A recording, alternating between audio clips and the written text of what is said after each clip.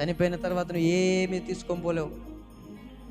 ఒక్కటి చెప్పాలంటే, నీ శరీరం పైనున్న నీ వస్త్రాలు కూడా నీ వెంట రావమ్మా. శరీరం పైనున్న వస్త్రాలు కూడా నీ వెంట రావు.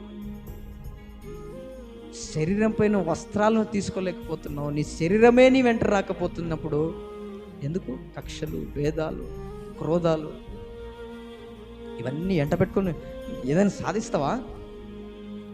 సాధిస్తావా? ఇవన్నీ పెట్టుకొని ఏమైనా బిల్డింగ్ కడతావా? ఏమైనా ఆస్తివంతుడు అవుతావా? క్షమించు కదా, ప్రేమించు కదా. క్షమాపణలో ఉన్న బలం ఏదనిలో లేదండి.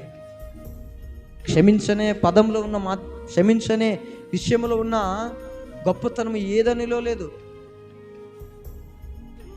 ఈ లోకంలో అన్ని దాని కిందనే. ఒకసారి క్షమించి చూడండి, ఆ రుచి తెలిసిన వారు మీ భావం ఎలా ఉంటుంది గుర్తుపెట్టుకోండి. క్షమాపణ మన అందరిలో ఉండాలి.